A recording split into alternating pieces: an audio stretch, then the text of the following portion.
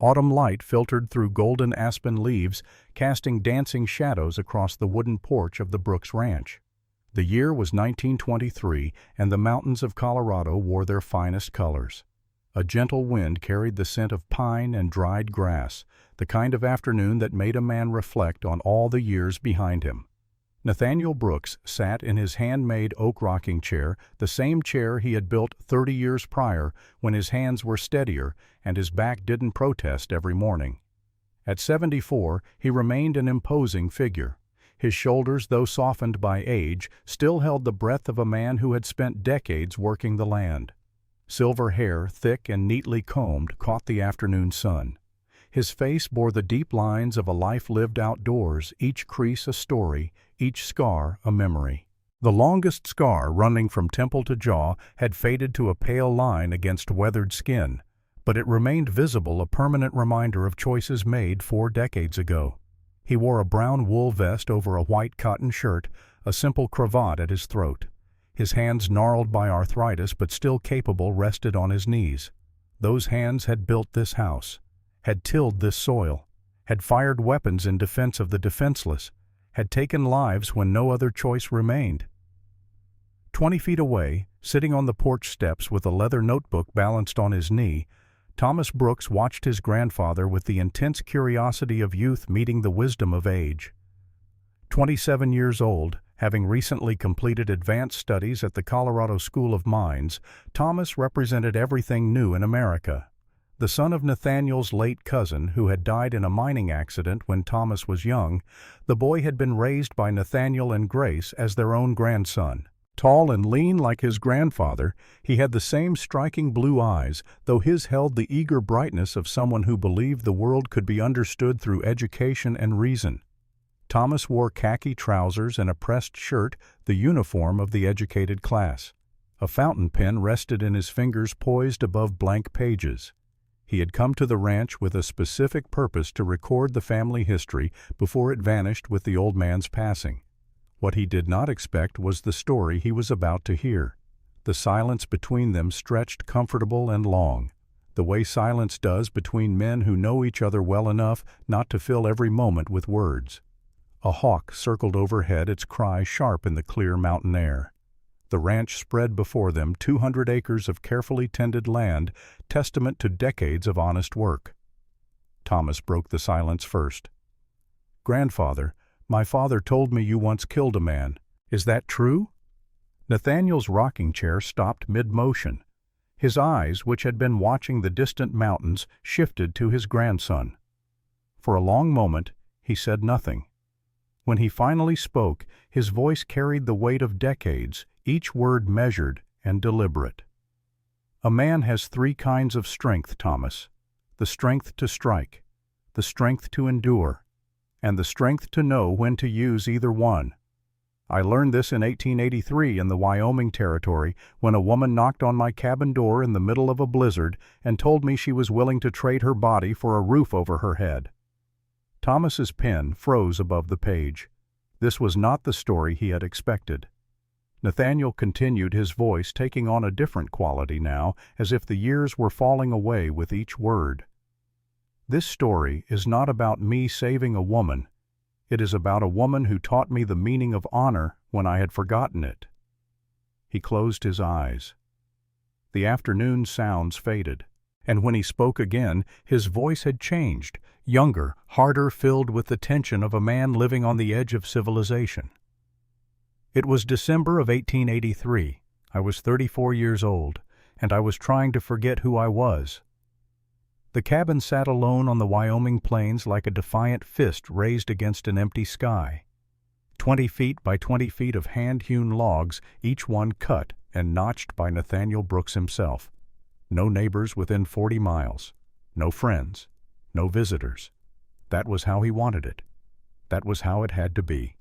4 years he had lived this way. 4 years of solitude broken only by the wind and the occasional deer that wandered too close to his hunting grounds. 4 years of trying to outrun a past that refused to stay buried. Inside the cabin, sparse efficiency ruled every inch of space. A cast-iron stove in the northeast corner, its pipe extending through the roof smoke curling into the December sky. A narrow bed along the back wall, wool blankets folded with military precision. A wooden table he had built from pine, 2 chairs both sturdy. Pegs on the walls held saddles, tack-spare clothing.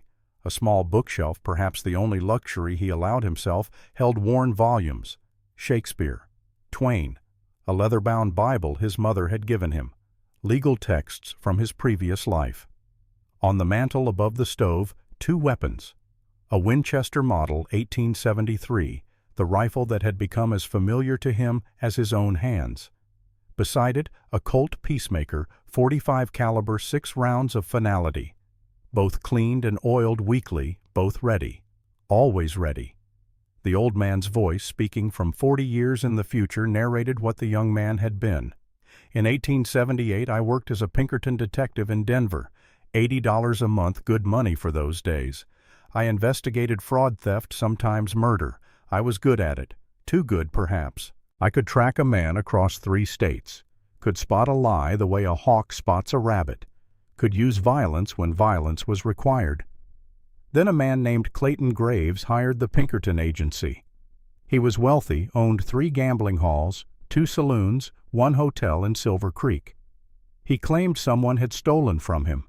He wanted to know who. He wanted that person dealt with. He used the word dealt the way other men might say eliminated or disappeared. I understood what he meant. We all did. I investigated, and what I found was not simple theft. In the cabin that December evening in 1883, Nathaniel sat at his table, a book open before him. Hamlet. Act 3, Scene 1. To be or not to be? The question seemed particularly relevant to his own life. To exist as a man of principle, or to survive by any means necessary. To face the past, or to hide from it forever. The stew bubbling on the stove filled the cabin with the scent of beef potatoes, carrots, onions. Simple food, but honest. Everything about his life now was simple and honest, a stark contrast to what he had left behind. The old man's voice continued patient and relentless. March of 1879. I discovered Clayton Graves was running more than gambling halls. Prostitution, illegal opium, extortion. He kept 2 sets of books, one for the law, one for himself. A woman named Anna Morrison worked as his bookkeeper. She saw both sets. She understood what they meant. She wanted to leave. Clayton told her she owed him $500. She would work until the debt was paid. She knew what that meant. The debt would never be paid. I reported my findings to my supervisor. He told me Clayton was an important client. He told me not to look for problems. I realized then the agency had been bought. Justice, I learned, was less important than money. It always had been. In June of 1879, Clayton Graves invited me to a private meeting. He offered me $1,000 in cash. He showed me the money stacked neatly on his desk. He said Anna Morrison was about to testify against him in court. He needed her to disappear. Permanently. I refused. I told him I was not a killer. He smiled. He said everyone has a price. If not $1,000, perhaps something else. Perhaps my sister. Nathaniel's hands tightened on the book. Even now, 40 years later, sitting on a porch in Colorado, the memory burned. Thomas saw his grandfather's jaw clench, saw the muscles working beneath aged skin. What did he mean? Thomas asked quietly. The old man opened his eyes. He showed me a photograph. My sister Emily, 16 years old, attending the Denver Ladies Academy. He said it would be a shame if something unfortunate happened to such a pretty girl. Thomas's pen had stopped moving entirely. What did you do? I had 3 choices: kill Anna Morrison and take the money and live with the guilt. Refuse and let my sister die. Or find a third way. I chose the third. But every choice has a price. In July of 1879, Nathaniel Brooks ceased to be a Pinkerton detective. He found Anna Morrison and explained the situation. Together they staged an accident at the South Platte River, a drowning.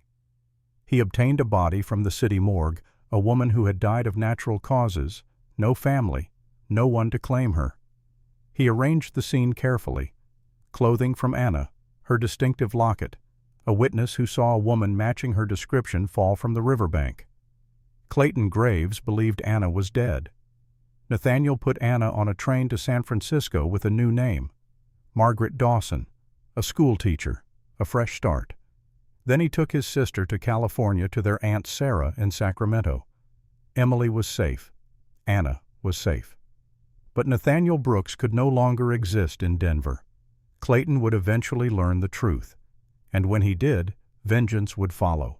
So Nathaniel changed his appearance, let his beard grow, bought different clothes, moved to the Wyoming territory where land was cheap and questions were scarce. He built his cabin with his own hands, learned to live alone, tried to convince himself he had done the right thing. 4 years passed. 1879 became 1880. 1880 became 1883. Seasons turned. Snow fell and melted. Grass grew and died. And Nathaniel Brooks remained alone, haunted by a single question. Was I a coward for running, or was running the bravest thing I could have done?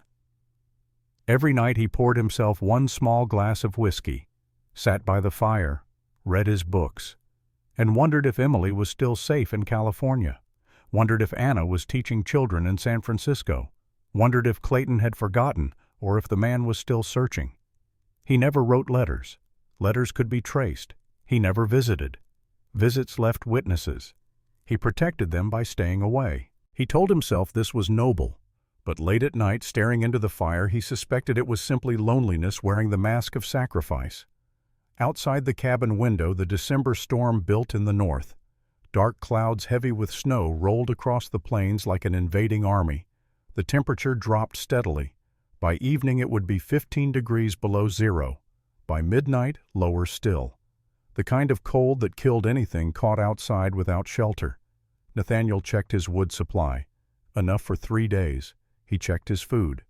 Beef, flour, beans, coffee. Enough for a week if he rationed carefully. He checked his weapons. Both loaded, both ready. He had no idea that before the night ended, all 3 would be needed.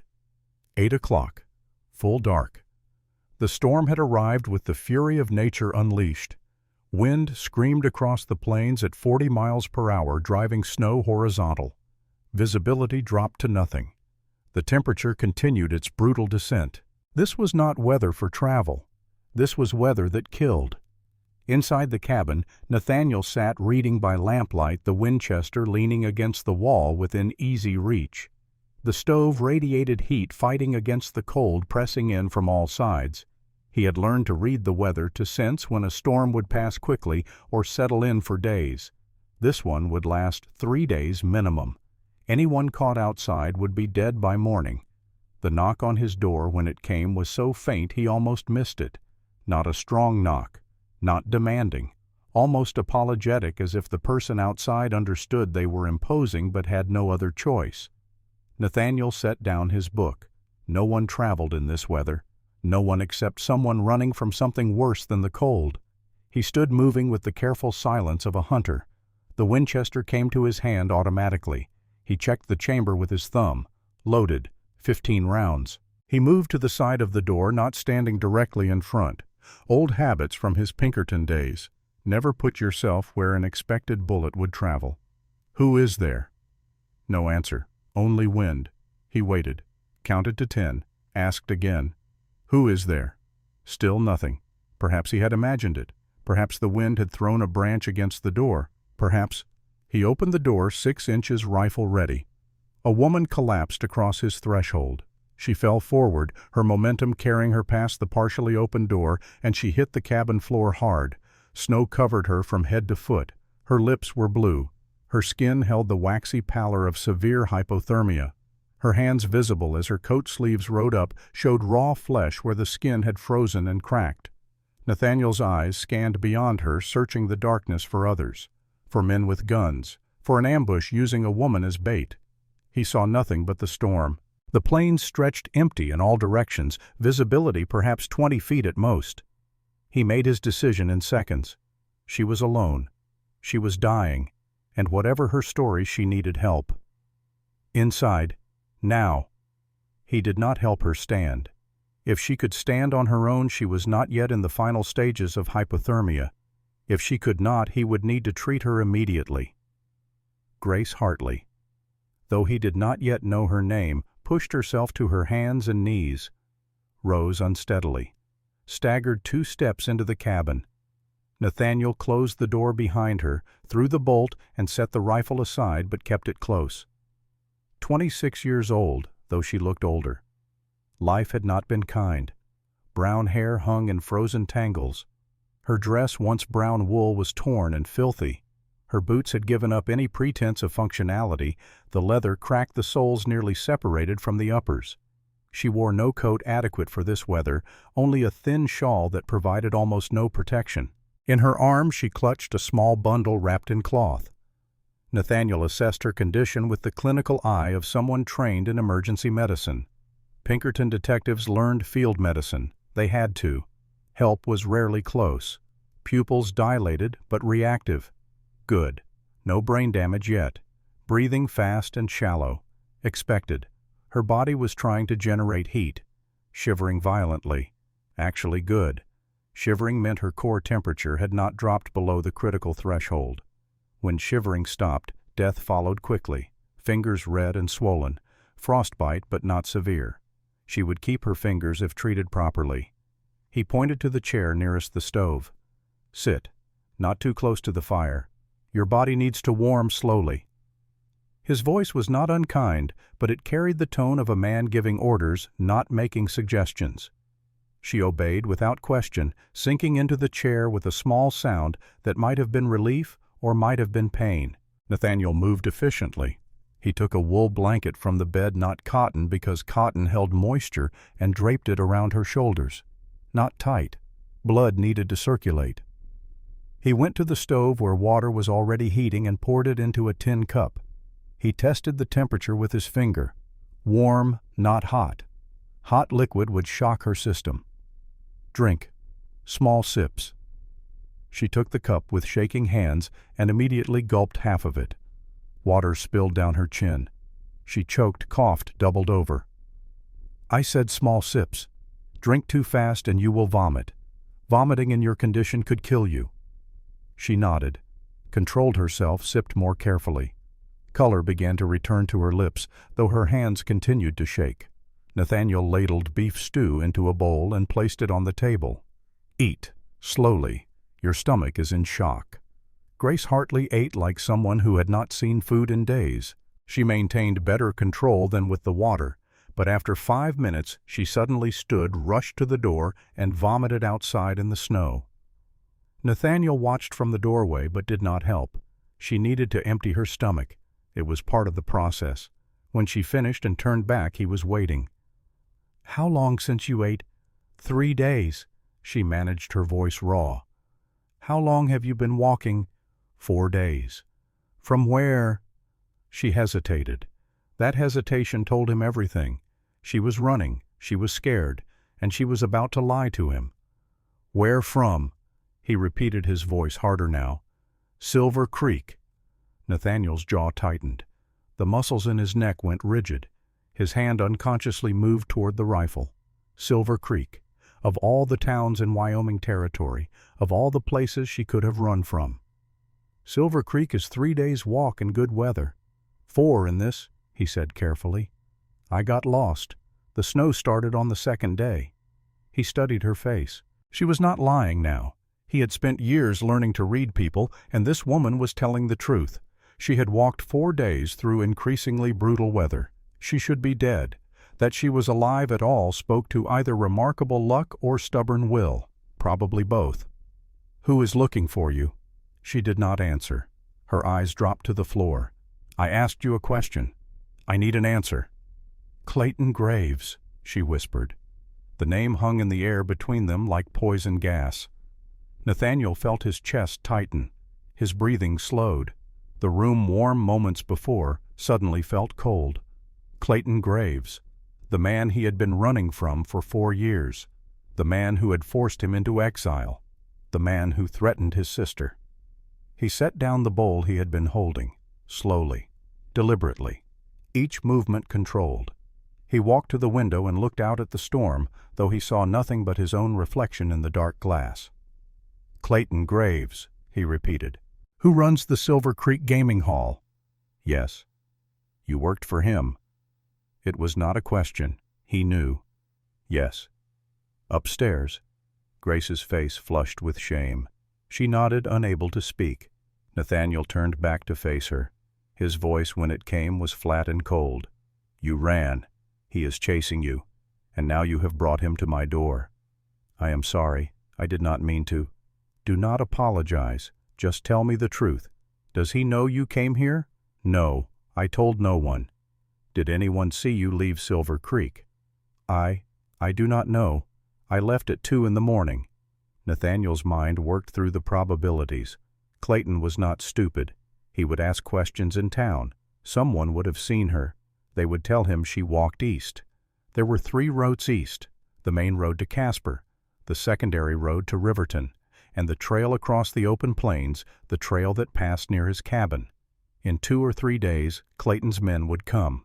They would search every structure, every cave, every place a person might hide. They would find her, and they would find him. And when Clayton Graves discovered that the woman he was hunting had found shelter with Nathaniel Brooks, the man who had cost him money and embarrassment 4 years ago, there would be blood. The old man's voice, speaking from the future, interjected with the weight of hindsight. "I calculated the odds. They were not good. Clayton would send men, at least 3, probably more. They would be armed. They would be experienced. I had home advantage, but they had numbers. If I sent Grace back into the storm, she would die. If I kept her, we might both die. But there was a third option. We could prepare. We could make the cost of taking her so high that Clayton's men would think twice. Or we could run, take horses, ride through the storm, try to reach Riverton or Casper before Clayton's men arrived. But running meant leaving everything I had built. It meant starting over. Again. It meant spending the rest of my life looking over my shoulder. Again. I was tired of running. Perhaps that was the real truth. After 4 years of hiding, 4 years of pretending to be someone I was not, I was simply tired. 10 o'clock. The storm continued its assault on the cabin walls. Inside, Grace had warmed sufficiently that her shivering had mostly stopped. She sat wrapped in the blanket, sipping water, while Nathaniel sat at the table cleaning his Winchester with a cloth and gun oil. The mechanical action soothed him. Disassemble. Clean each part. Oil lightly. Reassemble. Check the action. It was a ritual, something to do with his hands while his mind worked through problems. The rifle was a Model 1873, chambered in .44-40 caliber, 15-round capacity. Effective range approximately 200 yards in the hands of a skilled shooter. Nathaniel had made modifications over the years. He had filed the trigger mechanism to reduce pull weight, giving him a smoother, more predictable break. He had replaced the standard rear sight with a finer one taken from a target rifle, improving his accuracy. The weapon was not factory new, but it was his, and he knew its capabilities and limitations better than he knew his own. "Tell me," he said without looking up from his work. "From the beginning." Grace hesitated. Telling her story meant exposing her shame, but this man had saved her life. He deserved the truth. "My father was Thomas Hartley, a carpenter in Laramie. In 1875 he was working on a bridge over the North Platte River. There was an accident. A rope broke. He fell 60 feet onto rocks, died instantly. The company said it was his fault. They gave us nothing." Nathaniel's hands continued their work on the rifle, but he was listening. Every word. "My mother Elizabeth tried to support us. She did laundry for wealthy families. I worked at a general store. Together we made maybe $20 a month. Rent was $8. Food was $10. We were always behind, always in debt. In 1878 my mother got sick. Tuberculosis. The medicine cost $40 for 3 months. We did not have $40. We borrowed from the bank. She died anyway in February of 1879. The funeral cost another $30. Coffin, burial plot, pastor. Suddenly I owed $150. I was 22 years old. I had no family, no skills anyone would pay for. The bank threatened to have me arrested for debt. Nathaniel set down the rifle and looked at her directly. "Go on." "I heard there was work in Silver Creek. I went there in 1880. I met a woman named Sarah Winters. She ran a boarding house. She explained how it worked. The boarding house was legal. The work upstairs was not, but it paid. $5 per customer. I kept 2. Clayton Graves took 3. I paid $10 a month for my room and food. Clayton offered me a loan, $100, 10% interest per month. I could pay off my old debts and start fresh. I did not understand. I did not realize the interest was compounding. I did not know about the extra fees he would add. Room fee, food fee, management fee, security fee, laundry fee. By the time I paid all his fees, I had maybe $5 or $10 a month to pay toward the loan principal. I worked 3 years. I paid him $280, but he said I still owed $200 more. I checked his ledger. The numbers did not make sense. I asked Sarah. She told me everyone's ledger was like that. The debt never ended. We worked until we were too old or too sick, and then he threw us out. She stopped, her voice breaking. There was another girl, Lily May, 19 years old.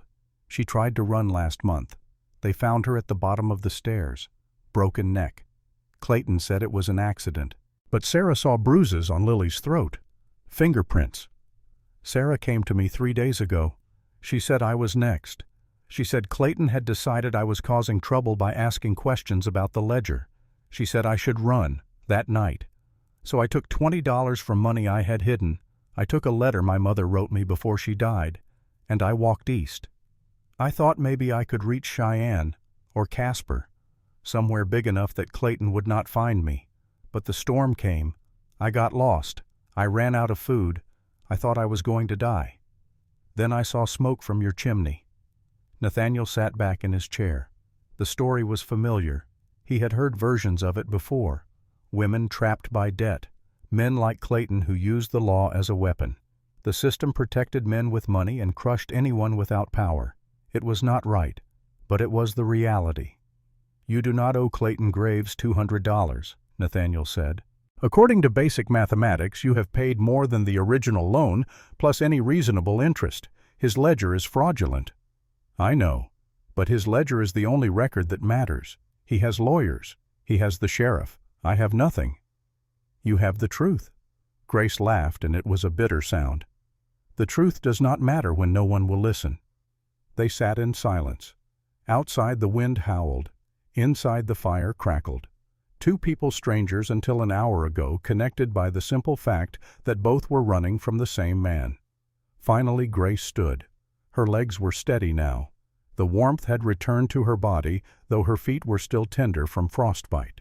She walked to where Nathaniel sat and stopped 3 feet away. Her hands twisted the edge of the blanket. "Mr. Brooks," she said softly. He looked up. "I do not have money. I do not have anything to pay you for this shelter. But I can.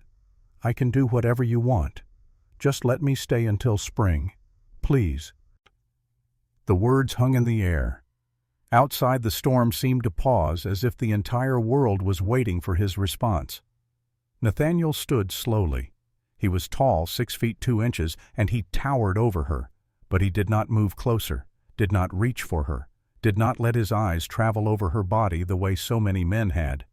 "No," he said simply. "I will not tell anyone. I said no." Grace's face crumpled. She had offered the only thing she had left, and he had refused. She did not understand. Men always wanted this. It was the one transaction that always worked. Nathaniel saw her confusion and her pain. When he spoke, his voice was gentler than it had been all night. "Miss Hartley, listen carefully. Clayton Graves took your money. He took 3 years of your life. He took your dignity and your hope. But he only succeeds in taking these things if you give them to him, or to me, or to any man who would use your desperation against you." He paused, making sure she was listening. "A roof is a roof. A meal is a meal. These are things any human being should have, not because they trade something for it, but because it is basic humanity. My grandfather taught me this. He said a man is measured by how he treats people who can offer him nothing in return. You owe me nothing, and I will take nothing from you." Tears began to fall down Grace's cheeks. In 3 years at the boarding house and countless transactions with countless men, no one had ever spoken to her this way. No one had ever suggested she had value beyond her body. "Why?" she whispered. "You do not know me. I am. You are a woman who walked 4 days through a blizzard because you wanted to live free. That is all I need to know." The old man's voice, speaking from 40 years later on the Colorado porch, added the context the young man had not shared. I did not tell her the real reason. I did not tell her that 4 years earlier I had failed to protect Anna Morrison. I had let Clayton terrorize her. I had let him force me into a corner. Yes, I had saved her eventually, but it had been desperate and messy and barely successful. Here was another woman, another victim of the same man. And this time I would not run. This time I would stand and fight. Not because I was a hero, but because I was tired of being a coward. Grace wiped her eyes. "What happens now? Now you sleep in the bed, I sleep in the chair. Tomorrow we prepare." Prepare for what? For Clayton's men.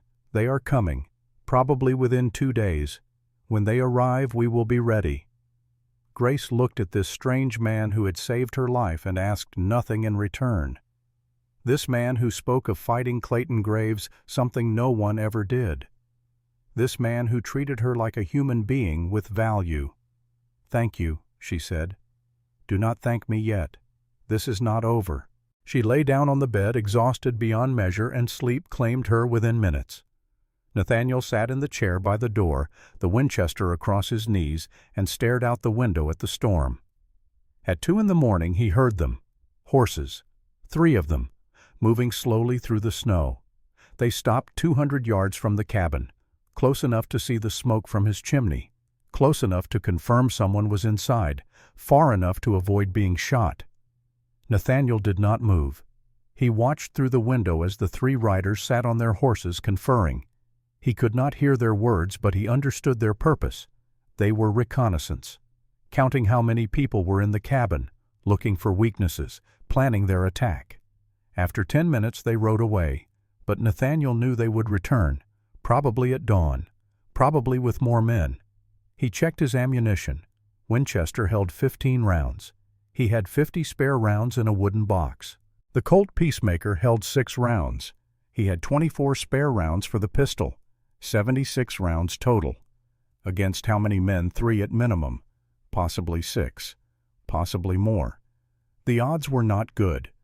But Nathaniel Brooks had learned something in his 4 years of isolation. Sometimes a man reaches a point where running is worse than fighting, where dying with honor is better than living with shame. He had run from Clayton Graves once. He would not run again. He looked at Grace sleeping on the bed, innocent in this moment. Peaceful. She deserved better than what life had given her. They all did. All the women Clayton Graves had used and discarded. All the people the system had crushed. Maybe he could not fix the system. Maybe he could not change the world. But he could defend this cabin. He could protect this woman. And if Clayton wanted her back, he would have to go through Nathaniel Brooks to get her. The old man's voice concluded the first part of the story. Thomas, sitting on the porch in 1923, looked at his grandfather with new eyes. "What did you do?" the young man asked. Nathaniel Brooks, 74 years old, looked at his grandson with eyes that had seen too much death and yet refused to turn away from life. "I sat in that chair all night. I thought about Clayton, about Anna, about my sister Emily, about all the choices I had made. All the times I had run when I should have stood, all the times I had been silent when I should have spoken. And I asked myself one question." What question? Whether this time, just this once, I could do the right thing. The sun began to set over the Colorado mountains. Golden light faded to orange, then red, then purple. Soon it would be dark. But for now, in the space between day and night, an old man prepared to tell his grandson about the moment that defined his life. About the moment when running stopped and fighting began. About the moment when a woman's dignity became worth more than his own safety. About the 3 days in December of 1883 when honor and survival collided and only one could prevail. The storm broke just before dawn. The wind, which had screamed against the cabin walls all night, gradually subsided to a low moan, then silence. The kind of silence that only exists after a blizzard, when the world lies buried under fresh snow and every sound is muffled. Through the window the sky transitioned from black to deep blue to the pale gray of winter morning. Nathaniel had not slept. He remained in the chair by the door, Winchester across his lap, watching, listening, calculating. At 5 a.m, with the first hint of light touching the horizon, he stood and moved to wake Grace. "Up," he said quietly. "We do not have much time." Grace woke instantly, the sleep of someone accustomed to danger, someone whose survival depended on staying alert. She sat up disoriented for a moment, then remembered where she was and why. "They came last night," Nathaniel said. "3 riders. They know you are here. They will attack when there is enough light to see. We have perhaps 2 hours to prepare." "What do we do?" "You learn to shoot. Now." He handed her the Colt Peacemaker. The weapon was heavy in her hands, heavier than she expected. Steel and wood and the weight of potential death. She held it awkwardly, finger on the trigger muzzle pointing vaguely in his direction. Nathaniel's hand shot out and pushed the barrel toward the floor. "Rule number 1. A gun is always loaded. Even when you know it is not you, treat it as if it is. Rule number 2. Never point a weapon at anything you do not intend to shoot. Rule number 3. Keep your finger off the trigger until you are ready to fire. Rule number 4. Know your target and what is behind it. Understand?" Grace nodded, chastened. "Say it back to me." She repeated the 4 rules, her voice gaining strength with each one. Nathaniel watched her carefully. She was scared, but she was listening. Fear could be useful if channeled properly. Fear kept you alert, kept you alive. The Colt Peacemaker is a single-action revolver, .45 caliber, 6 rounds. You must cock the hammer before each shot, like this. He demonstrated his thumb, pulling the hammer back until it locked with a solid click. The sound echoed in the quiet cabin. To reload, you open the loading gate on the right side, rotate the cylinder, eject the spent casings, load new rounds, 6 in total. Never load only 5. That was common advice years ago, keeping the hammer on an empty chamber for safety. But if someone is shooting at you, you need every round. Grace absorbed the information. Her hands, which had been shaking when she first held the weapon, began to steady as familiarity replaced fear. "Now, grip. Both hands. Strong hand your right grips the handle firmly. Support hand your left wraps around your right. Not crushing. Firm. Like shaking hands with someone you respect." She adjusted her grip. "Better. Stance. Feet shoulder-width apart. Left foot slightly forward. Lean forward 5 degrees. Knees slightly bent. You want a stable platform. If you stand rigid, the recoil will knock you backward. If you lean too far forward, you lose balance. Find the middle." Grace positioned herself. Nathaniel circled her, making small adjustments. Pushed her right elbow down, lifted her chin slightly, shifted her left foot an inch forward. Aiming. 3 points in a line. Rear sight, front sight, target. Your eye focuses on the front sight. The target will be slightly blurry. That is correct. Now, breathing. Inhale. Exhale halfway. Hold. Squeeze the trigger. Do not pull. Do not jerk. Squeeze. He set a tin can on the table 15 feet away. Opened the door to allow Grace to fire outside without deafening them both in the enclosed space. The cold air rushed in, but neither of them noticed. "Fire when ready." Grace aimed. Her hands shook. She squeezed the trigger. The Colt roared. The recoil snapped her arms up. The gun nearly flew from her hands. She stumbled backward, catching herself on the doorframe. The tin can sat undisturbed on the table. Again. She reset her stance. Aimed. Fired. Miss. Again. 3rd shot. Miss. "I cannot do this," she said, frustration and despair mixing in her voice. "You can. And you will, because your life depends on it." Again. 4th shot. The bullet grazed the table edge, splinters flying. Close. 5th shot. Hit. The can jumped and clattered to the floor. Grace allowed herself a small smile. Nathaniel did not. You fired 5 times to hit one stationary target at 15 feet. In a real fight, your target will be moving, shooting back, and you will be terrified. But at least now you know the weapon will fire. Now you know what recoil feels like. That is the point. Not accuracy, familiarity, understanding that you can pull the trigger without freezing. He showed her how to reload. Opening the loading gate took strength. Her cold fingers fumbled with the mechanism, the spent brass casing stuck in the cylinder requiring her to push the ejector rod multiple times. Loading fresh rounds was slow, clumsy work. "How long did that take you?" Nathaniel asked. "I do not know. 30 seconds. 28. In combat, if you take more than 10 seconds to reload, you are dead. Try again." She practiced. 20 seconds. 15. 12. 8. Her fingers learned the movements. Muscle memory began to form. By the 10th repetition, she could reload in 7 seconds. Not fast, but adequate. "If you have to shoot someone," Nathaniel said, his voice flat and clinical, "aim for the chest. Center mass. It is the largest target. Do not try for the head. Do not try for the arms or legs. Under stress you will miss. Aim for the torso. Fire twice. 2 rounds, then reassess. Understand? If I kill someone, will I be arrested? Only if you survive to be arrested. Right now, that is not our primary concern." The lesson continued until the sun cleared the horizon. Grace's hands were sore from gripping the Colt. Her ears rang from the gunfire. But she could load, aim, and fire. It was not proficiency, but it was capability. And capability might be enough. While Grace practiced, Nathaniel fortified the cabin. This was the practical work he had learned building the structure, understanding weight distribution and structural integrity. He moved the heavy wooden table to the south-facing window, the direction from which attack would most likely come. The table was solid pine 2 inches thick, capable of stopping most pistol rounds and slowing rifle bullets. He positioned it at an angle, creating a narrow gap through which he could fire while remaining mostly protected. He stacked saddles on the windowsill. Leather and wood, not perfect cover, but better than nothing. He placed his ammunition boxes strategically, one near the south window, one near the stove where Grace would take position, one near the back wall as reserve. He filled 2 buckets with snow and placed them near the door.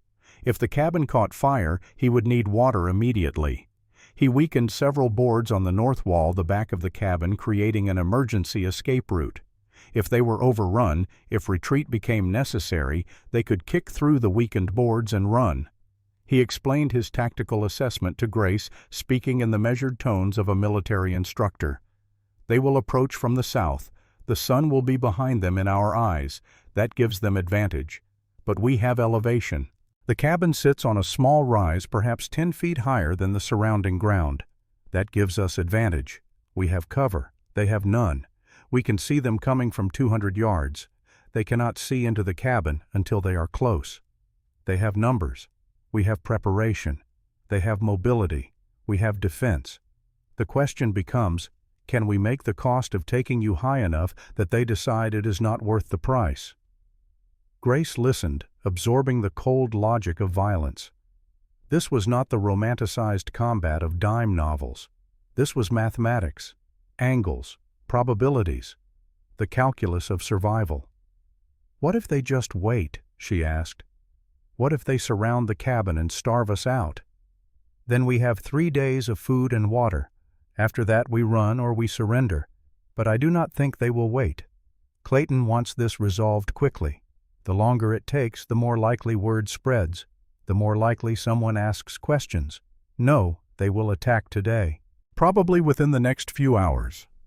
Nathaniel was proven correct at 8 o'clock in the morning. 3 riders appeared on the southern horizon, black shapes against white snow. They rode slowly, deliberately stopping at approximately 150 yards from the cabin, far enough to avoid accurate rifle fire, close enough to make their presence known. Nathaniel retrieved his telescope from a wooden box under the bed. It was a brass instrument military issue, something he had kept from his Pinkerton days. He extended it, braced it against the window frame, and studied the riders. The leader sat center, and Nathaniel recognized the type immediately. Military bearing, confident posture. A man accustomed to command and violence. He wore an army surplus coat, a cavalry hat pulled low. A rifle rested across his saddle, held casually in one hand.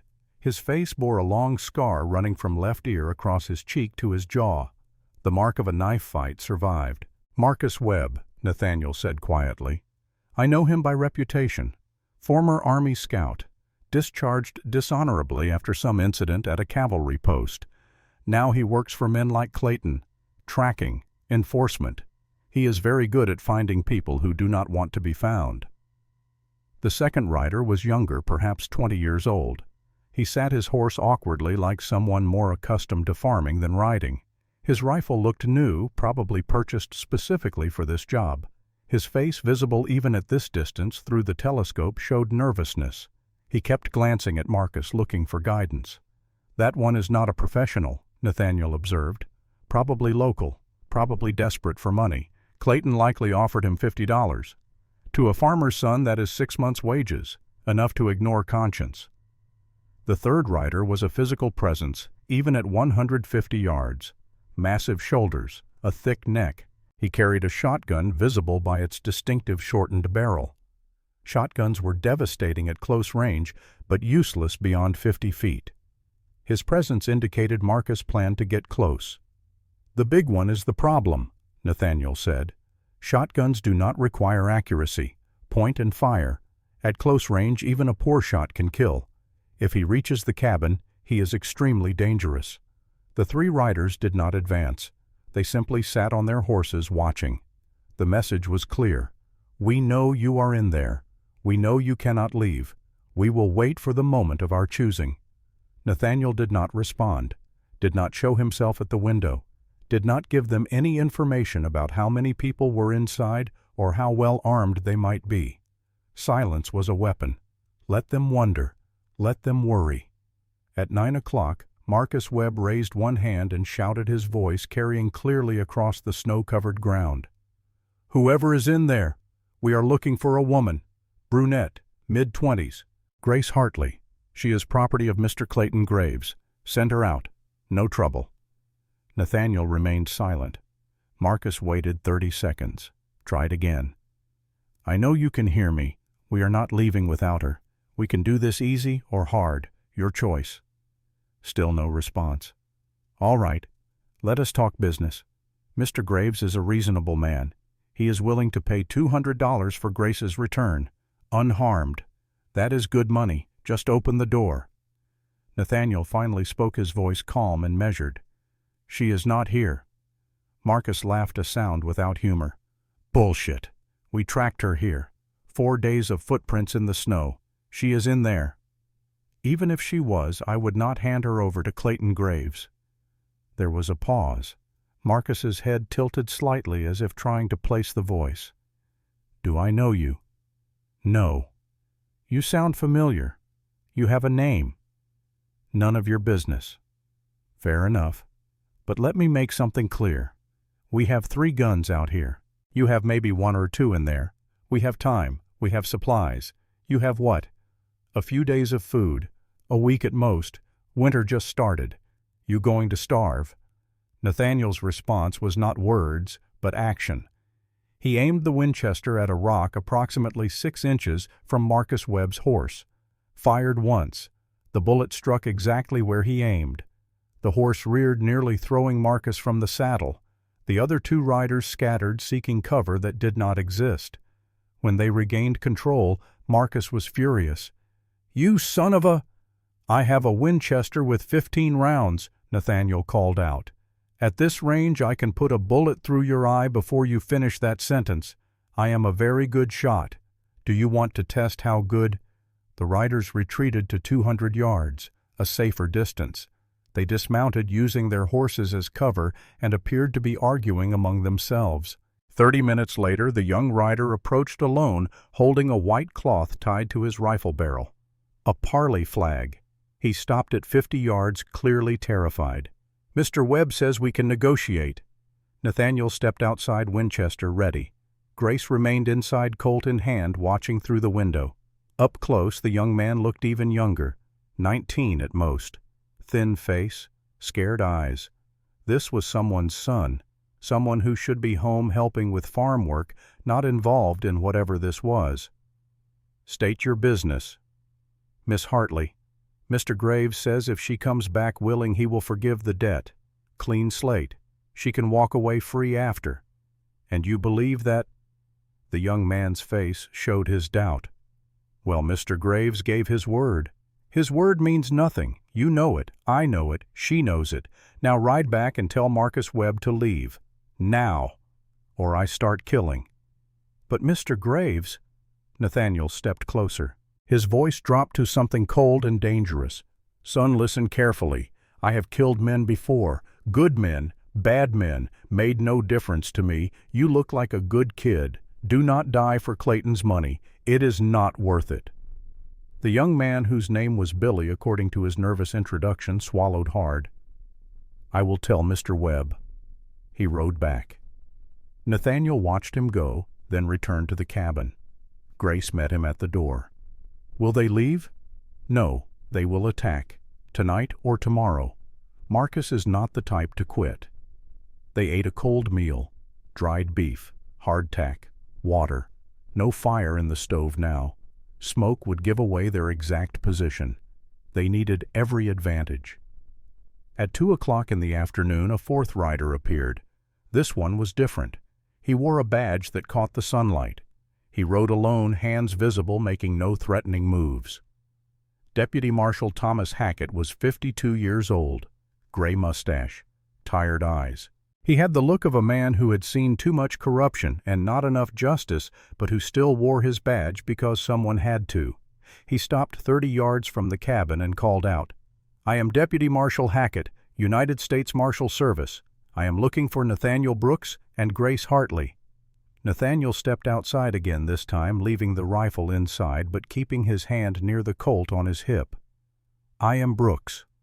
"And Miss Hartley." Grace appeared in the doorway. "I am here."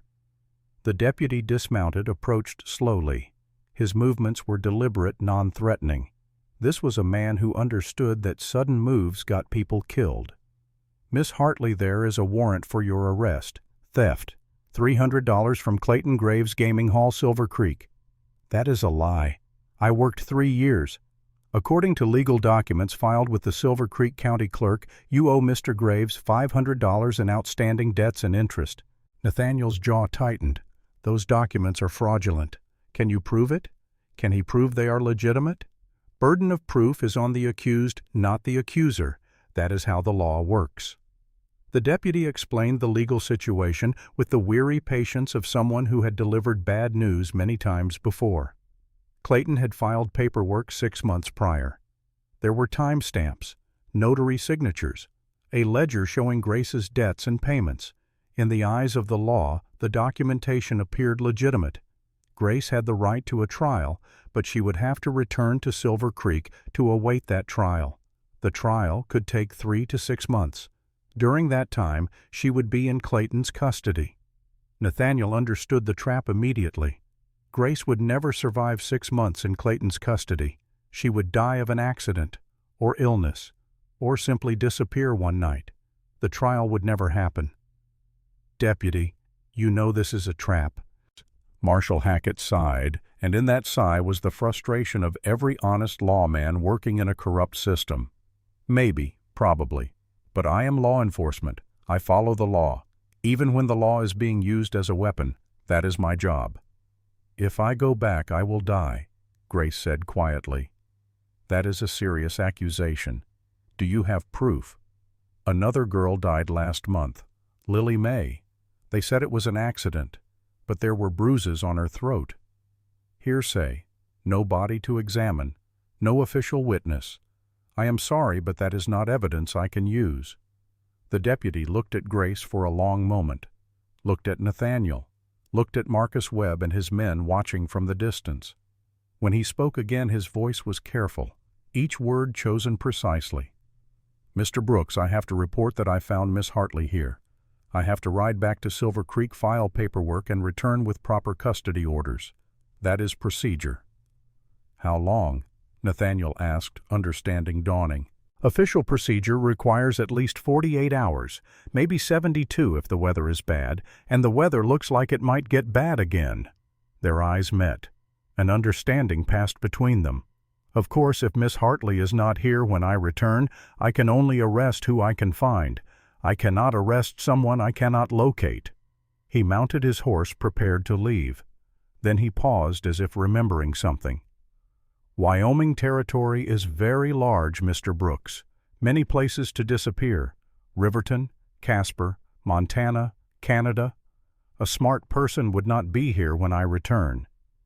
He tipped his hat and rode away. After he left, Grace turned to Nathaniel.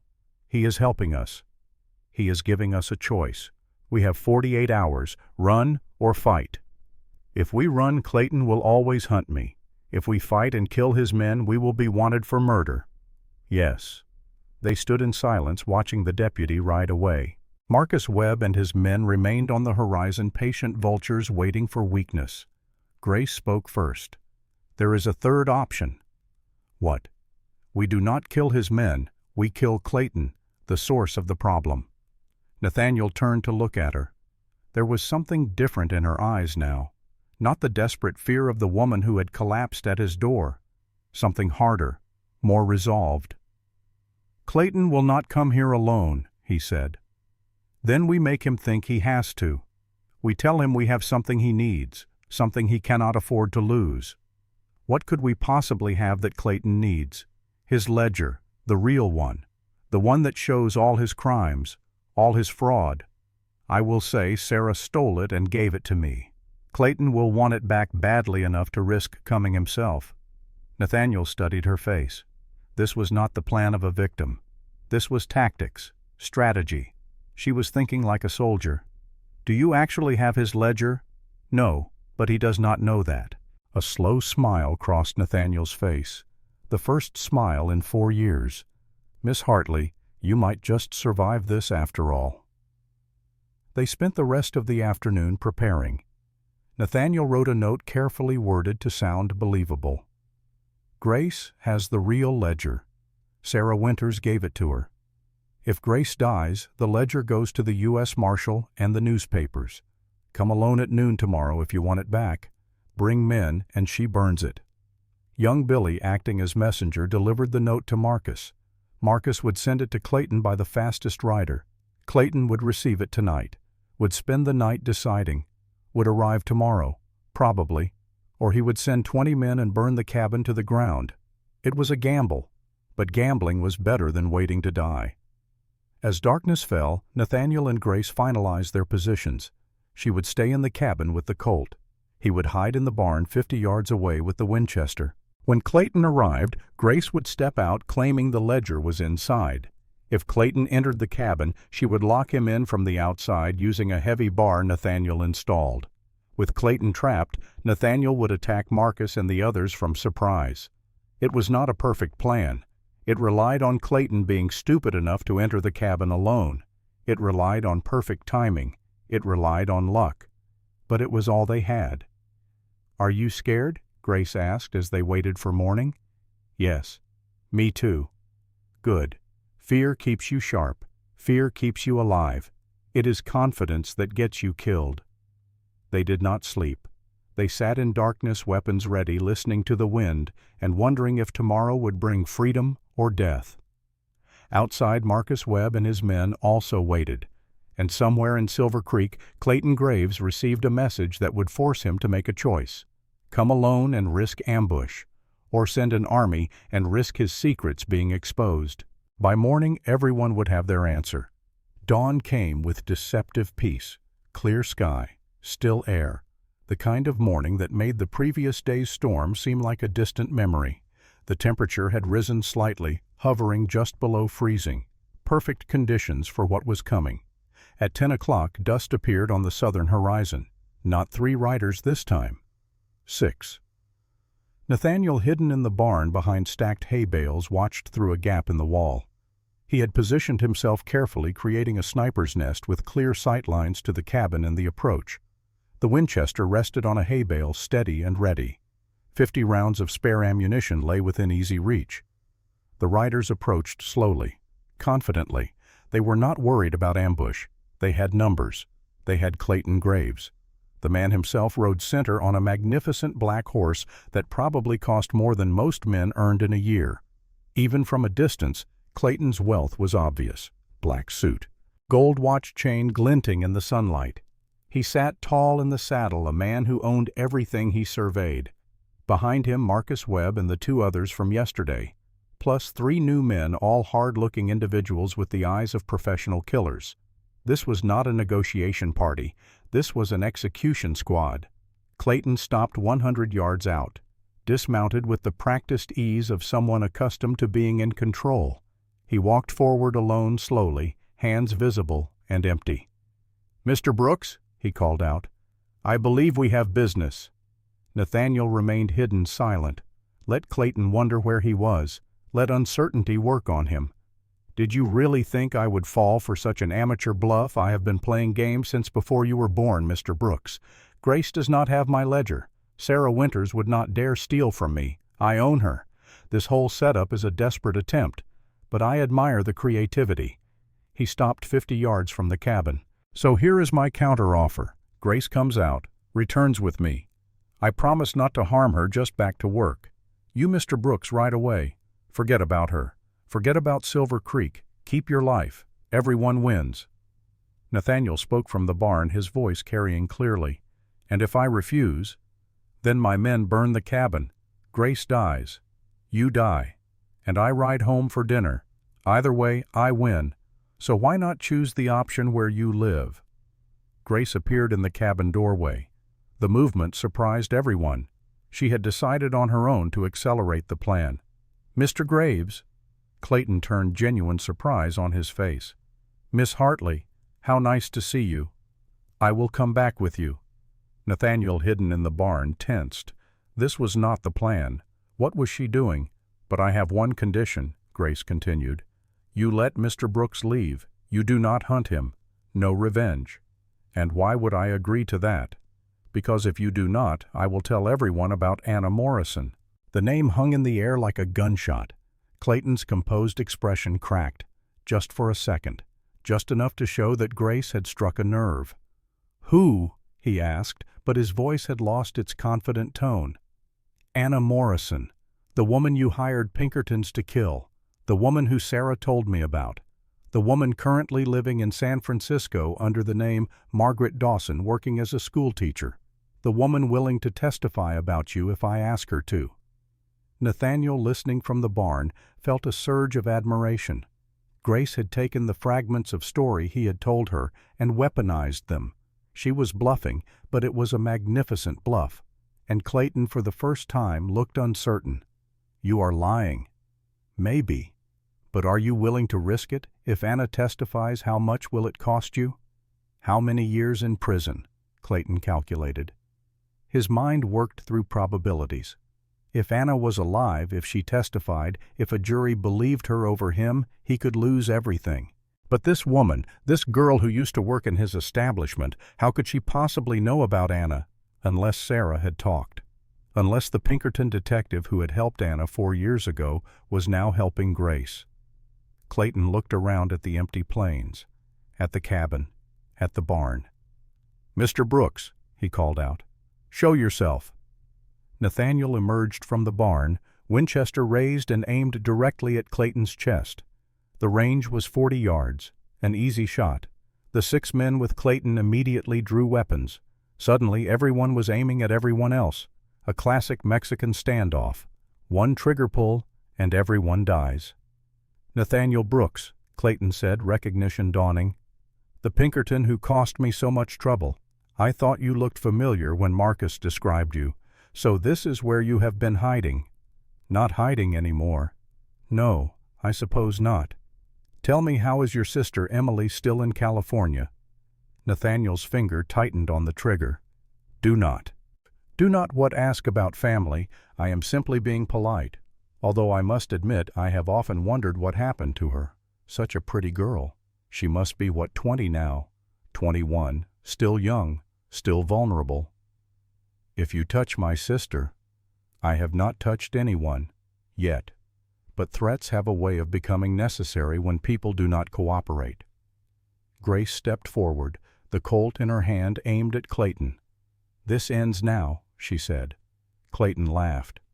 "Little girl, you are surrounded by 6 armed men. If you shoot me, they kill both of you. Then they ride to California. Is that what you want?" "Maybe," Grace said, and her hand was surprisingly steady. "Maybe that is a price I am willing to pay." Nathaniel saw it then, saw the change in Grace. She had walked into his cabin ready to sell herself for shelter. Now she stood in the snow, pointing a gun at the most powerful man in Silver Creek, willing to die to stop him. Whatever fear had controlled her was gone, replaced by something harder and more dangerous.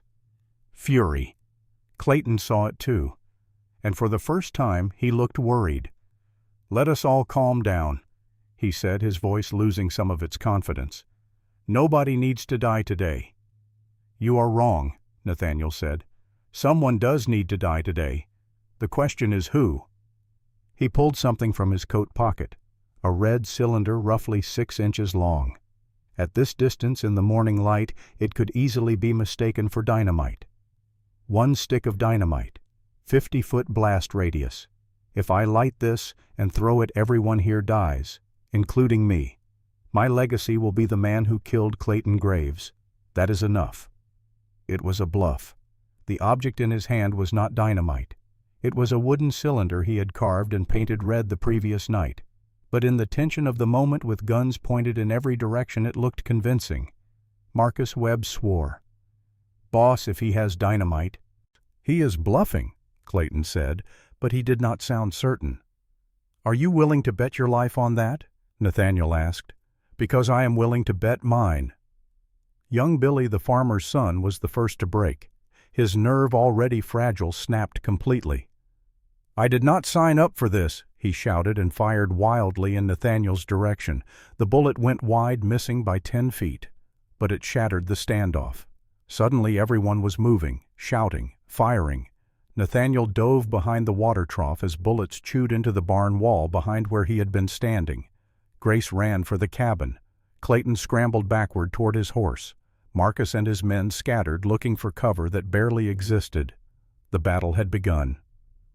Grace reached the cabin and spun, firing the Colt. Her first shot missed completely. Her second hit one of Clayton's new men in the shoulder. He dropped screaming. Her third shot went high. Fourth missed. Fifth missed. Sixth and final round hit the same man again, this time in the chest. He stopped moving. She had killed a man. The reality of it hit her like a physical blow. But there was no time to process, no time to feel, only time to survive. She ducked inside the cabin, fumbling to reload with shaking hands. Nathaniel, behind the water trough, fired methodically. First shot hit one of the hired gunmen in the leg. The man fell. Second shot, aimed at Marcus Webb, missed as Marcus dove behind the wagon. Third shot splintered the wagon wheel. Fourth shot caught another gunman in the arm. The big man with the shotgun, the one Nathaniel had worried about, charged the cabin. Stupid, but brave. He got within 30 feet before Nathaniel's fifth shot caught him in the thigh. He stumbled, but kept coming, raising the shotgun. Grace appeared at the cabin window, fired her newly reloaded Colt. 2 shots. Both hit center mass. The big man collapsed 5 feet from the cabin door. Marcus Webb, professional that he was, had worked his way around to Nathaniel's flank. He was 60 yards away behind a small rise in the ground when he fired. The bullet grazed Nathaniel's left arm, cutting through coat and shirt and skin. Not deep, not disabling, but painful. Nathaniel turned, bringing the Winchester around, but Marcus had already ducked back. For 3 seconds, neither man could see the other. Then Marcus popped up, fired again. Nathaniel fired back. Both missed. The Winchester's magazine was nearly empty. Nathaniel had perhaps 3 rounds left. He needed to make them count. He waited, watching for Marcus to appear again. Patience, discipline, the hunter's mindset. There. Marcus's head barely visible above the rise. Nathaniel fired, hit the ground inches from Marcus's face, spraying dirt. Marcus flinched back. Nathaniel ran, left the trough's protection, sprinted toward Marcus's position, closed the distance before Marcus could react. 20 yards. 10 yards. 5. They collided. Two men who had spent their lives fighting, now fighting each other. Marcus was older, but experienced. Nathaniel was younger, but had the momentum. They went down hard fists and elbows and knees, finding targets. Marcus threw a hook that caught Nathaniel's jaw. Stars exploded across his vision. He responded with an elbow strike to Marcus's nose. Cartilage crunched. Blood flowed. Marcus grabbed for a knife at his belt. Nathaniel caught his wrist. They rolled, grappling each, trying to gain advantage.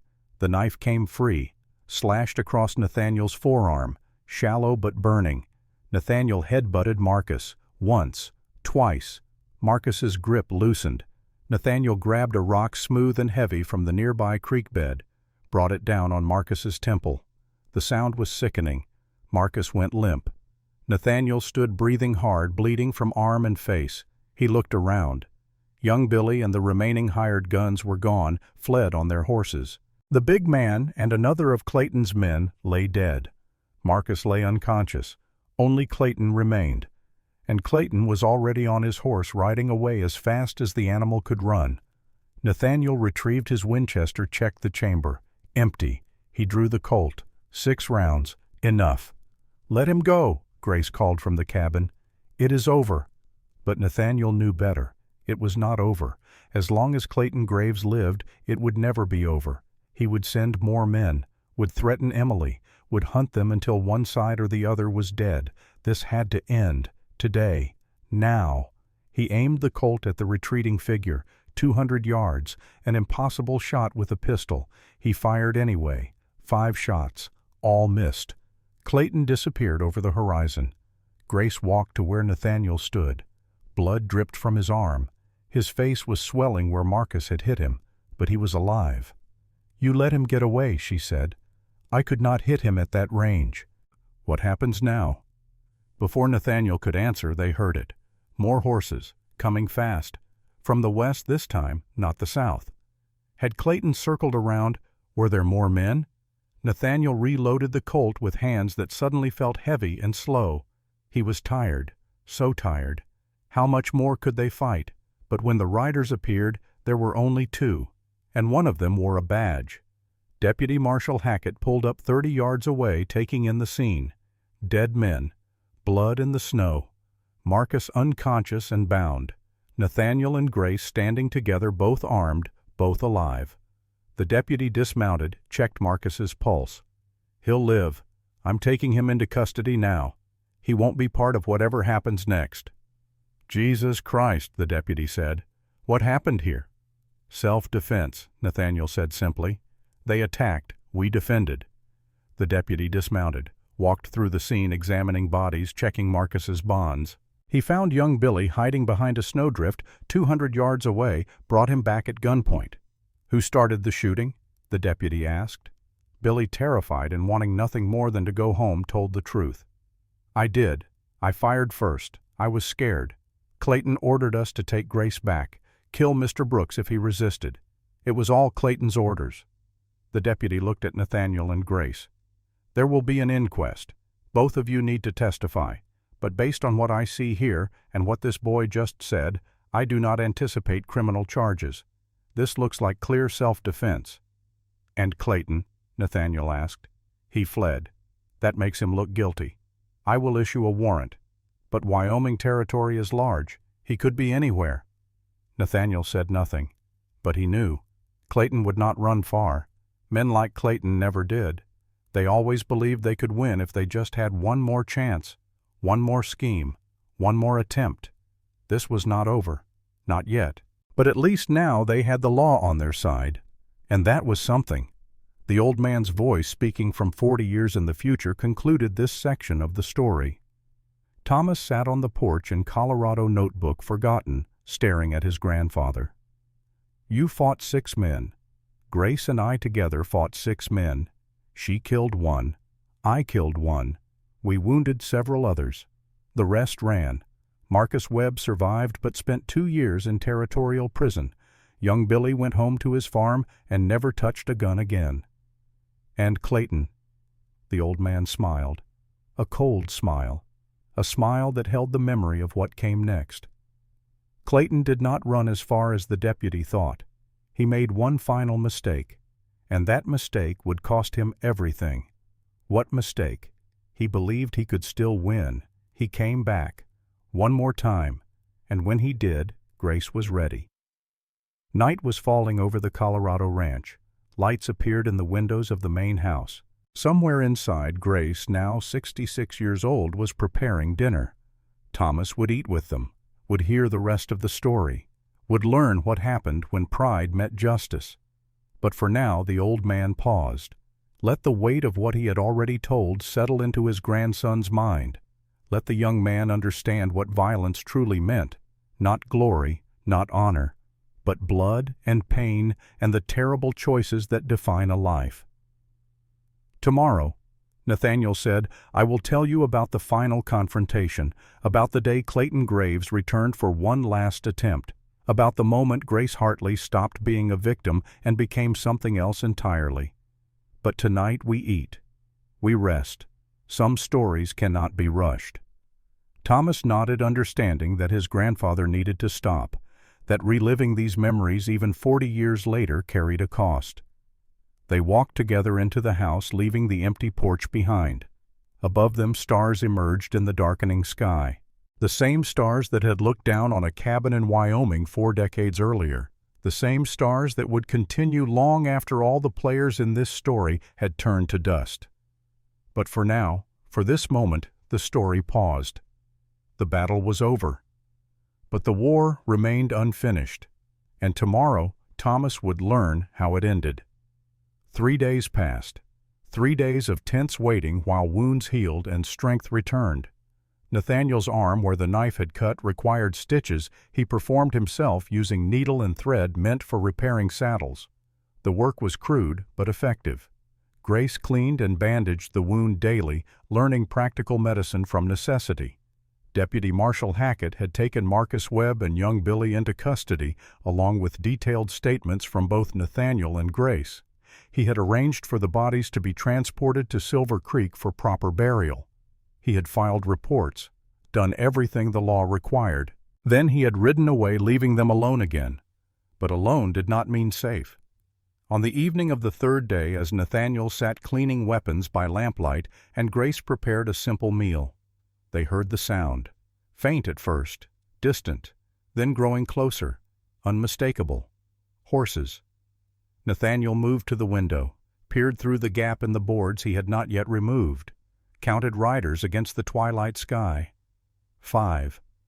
His hand went to the Winchester, checked the magazine, fully loaded, 15 rounds. He had learned his lesson about preparedness. Grace, position. She moved without question to her spot near the stove, drew the Colt. Her hands no longer shook when she held it. 3 days of practice had built muscle memory and confidence. She would never be a marksman, but she could hit what she aimed at, most of the time. The riders stopped at the same distance Marcus Webb had chosen days earlier, 150 yards, far enough for safety, close enough to be seen. But this time the configuration was different. 4 riders hung back. 1 came forward alone. Clayton Graves. He rode with the same confidence he had displayed before, but something was different. His expensive suit was dusty. His horse, while still magnificent, showed signs of hard riding. His face, visible in the fading light, was drawn and tired. This was not a man who had fled to safety and comfort. This was a man who had been riding hard for 3 days, possibly without stopping. He came within 50 yards, dismounted, stood in the open arms spread wide to show he carried no weapons. "Mr. Brooks," he called, "I have come to talk." Nathaniel did not respond immediately. He studied Clayton's body language, the way he stood, the tension in his shoulders. Something was wrong. Clayton Graves did not surrender, did not negotiate from weakness. Yet here he was, appearing vulnerable. It was a trap, had to be. "You have nothing to say that I want to hear," Nathaniel finally replied. "I have a proposition, a business arrangement that benefits everyone. I do not do business with men like you." "Men like me?" Clayton's voice carried a hint of amusement. "Mr. Brooks, you killed 2 of my employees, wounded 3 others. You cost me considerable money and reputation. Yet here I stand, offering peace. The least you can do is listen." Grace whispered from her position by the stove. "It is a trap." "I know," Nathaniel whispered back, "but I want to hear what he thinks he can offer." He raised his voice. "Say what you came to say, then leave." Clayton took a few steps closer. 40 yards now. His hands remained visible. "The law is looking for me. Deputy Hackett issued a warrant. Apparently young Billy told quite a story about my orders to kill you. The truth is less important than the narrative, and the narrative now paints me as the villain. You are the villain, perhaps. But villains have resources. Money. Connections. I can disappear into California or Mexico. Start over under a new name. I have done it before, but there is one problem." He paused for effect. "Anna Morrison." Nathaniel felt his chest tighten. How did Clayton know for certain that Anna was alive? Grace had bluffed about Anna, but she should not have known enough details to convince him completely. Clayton continued. "After our last meeting, I sent telegrams to contacts in San Francisco, asked them to look for a school teacher named Margaret Dawson. It took 2 days, but they found her. She is alive, teaching at a girls' school, living under the name you gave her 4 years ago." His voice hardened. "You made a fool of me, Mr. Brooks. You faked her death, cost me money, cost me face. Men in my business cannot afford to look foolish. So here is my proposition. Give me Grace Hartley. In return, I leave Anna Morrison alone. I disappear. You never see me again. Everyone wins." "Except Grace," Nathaniel said. "Miss Hartley is a prostitute with debts. Nobody will miss her. Anna Morrison is a respectable school teacher. Which life is worth more?" The calculation was cold and brutal. Clayton was asking Nathaniel to weigh 2 lives, to choose which woman deserved protection. It was the kind of moral equation powerful men use to maintain control, make the choices impossible, make good people compromise, make everyone complicit. Nathaniel's answer was immediate. "Both lives have equal worth. I will not trade one for the other." "Then you doom them both. I have men in San Francisco. 1 telegram and Anna disappears. You will have saved no one." Grace stepped into the doorway. The movement was sudden enough that Clayton's hand twitched toward where a weapon would normally be holstered. But his holster was empty. He had come unarmed as promised, or apparently unarmed. "Mr. Graves," Grace said, her voice steady and clear, "you cannot have me. You cannot have Anna. You cannot have anyone anymore. Your time is over." Clayton's face twisted into something ugly. "Little girl, you understand nothing about power. I have money. I have men. I have connections that stretch from here to Washington. You have a cabin and a borrowed gun and a broken-down detective protecting you. You think you have won. You have won nothing. I have won my freedom. That is everything." Clayton laughed, and it was a sound without joy.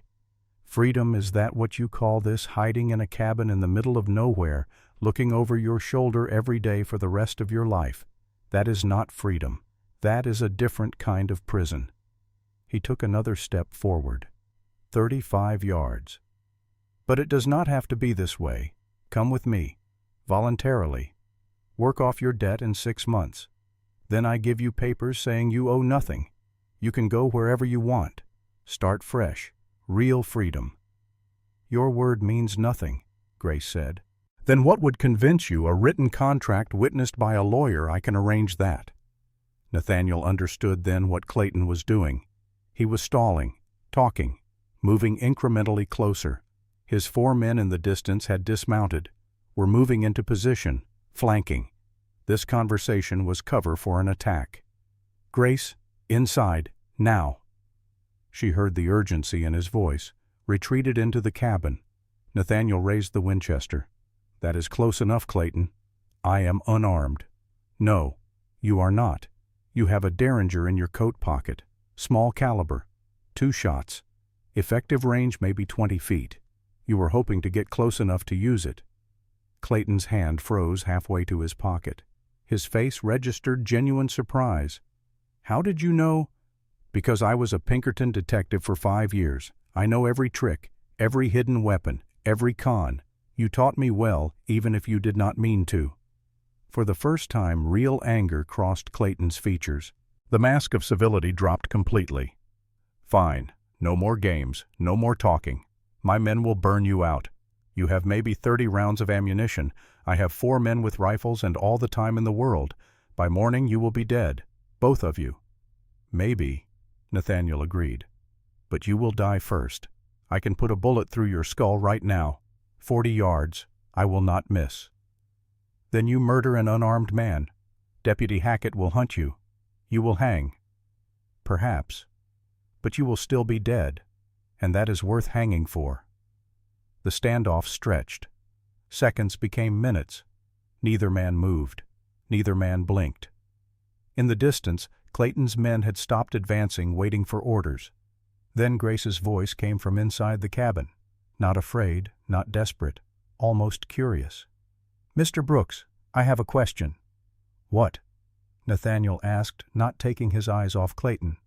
"When you saved Anna Morrison, did you kill anyone?" "No."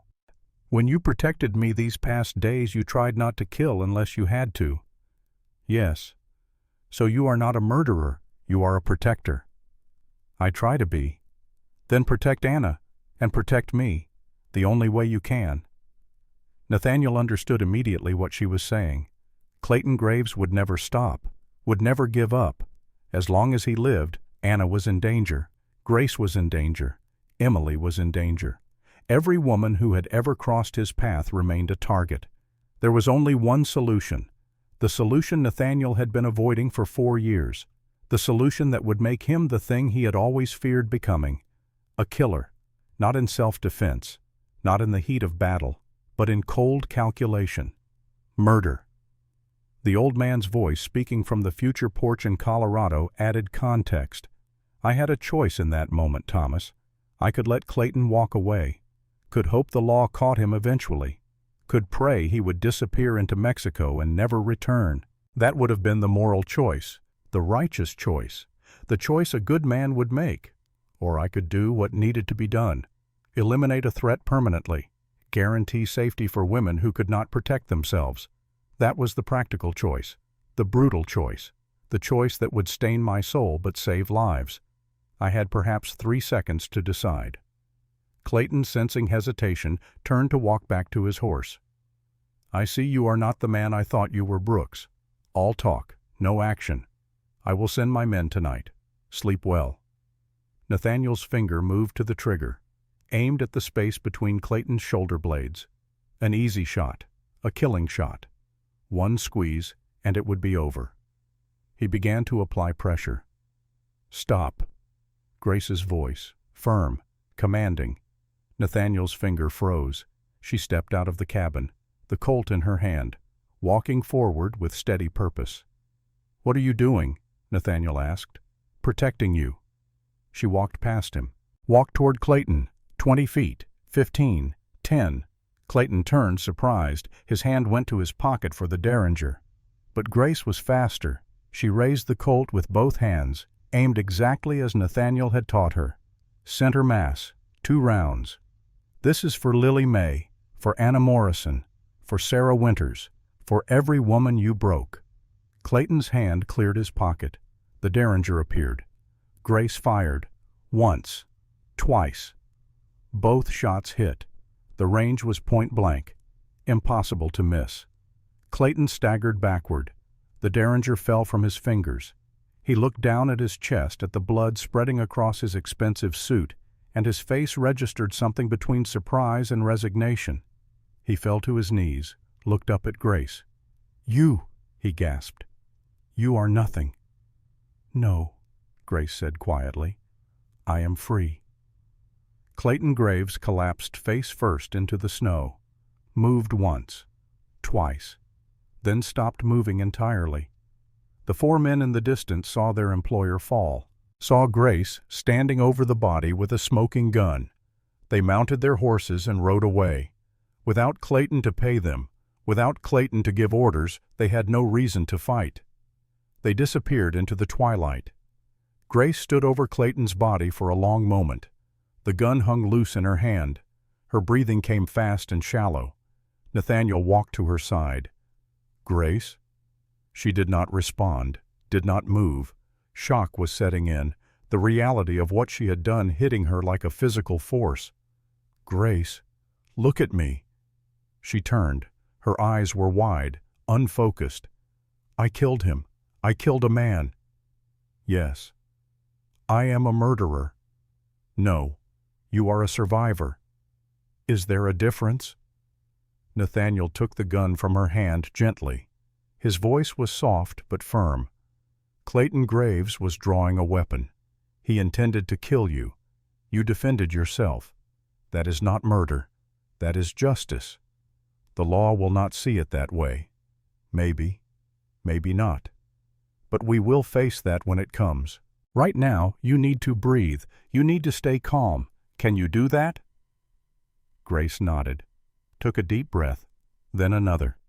Color began to return to her face. The shock was fading, replaced by something harder, understanding, acceptance. "He would have killed us." "Yes." "He would have killed Anna." "Yes." "I had no choice." "You had a choice. You chose to protect people who could not protect themselves. That is not a sin, Grace. That is courage." They stood in the snow as darkness fell completely. Clayton Graves lay dead between them and the cabin. In the distance, the sound of retreating horses faded to nothing. The world became silent except for the wind. After a time, Grace spoke again. "What do we do now?" "Now we bury him. Then we wait for the deputy. Then we tell the truth, all of it, and we hope 12 men on a jury believe us." The next morning they buried Clayton Graves in a shallow grave 50 yards from the cabin. The ground was frozen. Digging was brutal work. Nathaniel's wounded arm protested every shovelful, but the work needed doing.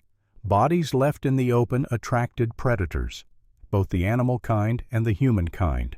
They marked the grave with a simple wooden cross. No name, no dates, just a cross.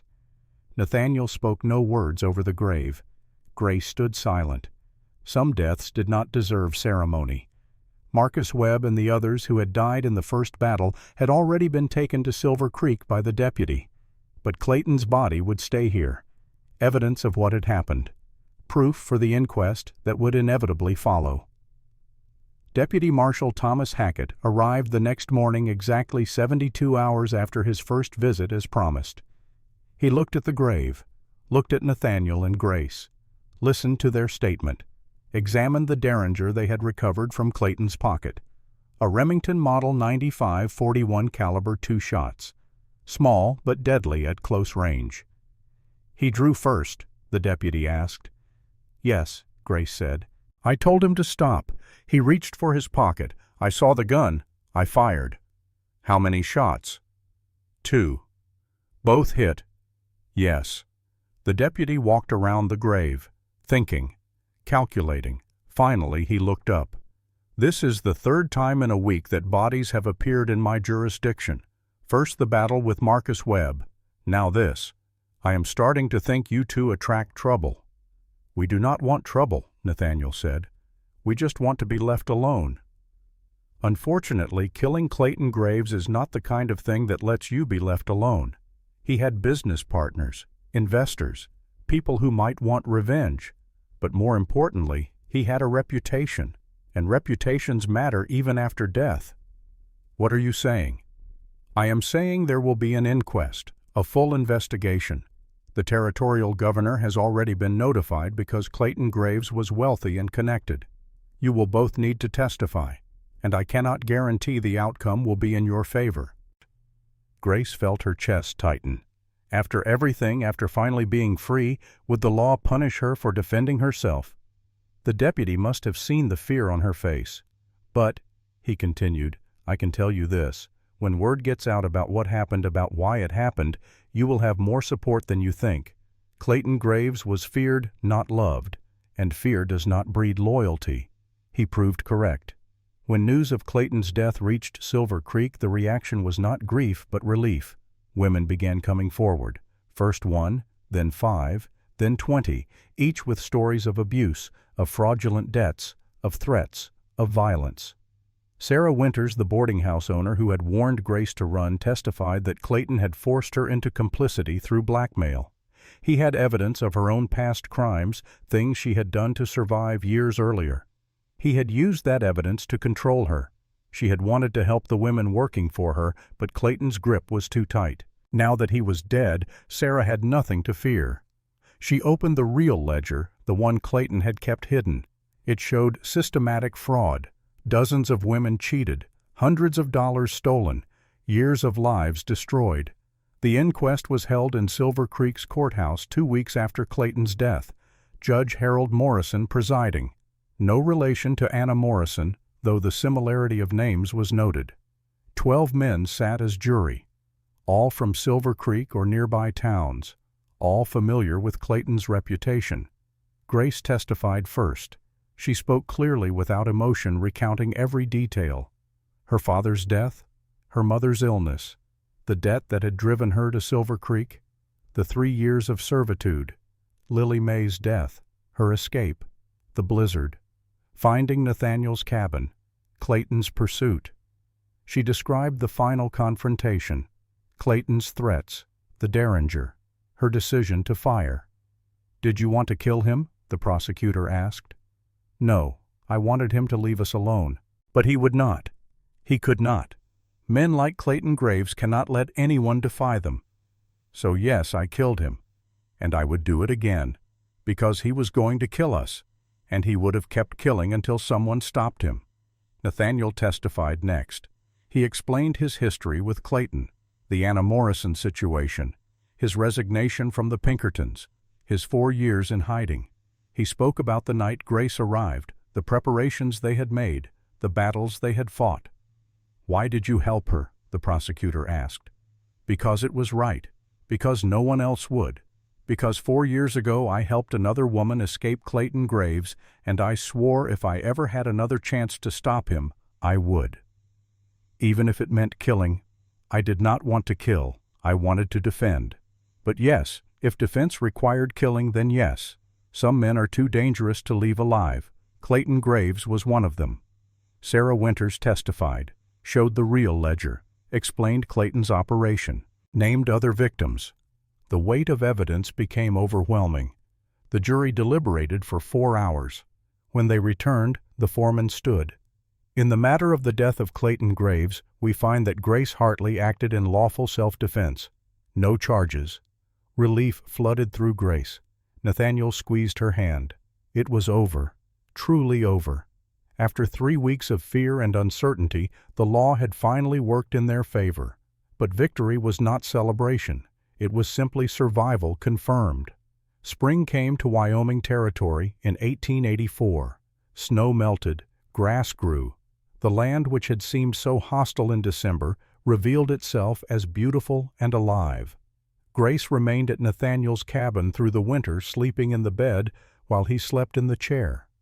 Separate, respectful, 2 people learning to coexist without obligation or expectation. In March, Sarah Winters made an offer. "The boarding house is mine now, legally." Clayton's assets were seized and auctioned. "I bought the building with money I had hidden for years. I am converting it. Real boarding house, honest lodging, and I want to do more. Teach women skills so they do not end up like we did. Reading, writing, mathematics, things that give choices." She looked at Grace. "I need help. Someone who understands what these women have survived. Someone they will trust. Will you come back to Silver Creek, not as a worker, as a teacher?" Grace considered. Silver Creek held terrible memories, but it also held women who needed help. Women still trapped in lives they had not chosen. "I need to think about it." "Take your time. The offer stands." Grace discussed it with Nathaniel that evening. "What do you want?" he asked. "I want to help, but I am afraid." "Afraid of what?" "Afraid of going back. Afraid of those memories. Afraid that I will never be more than what Clayton made me."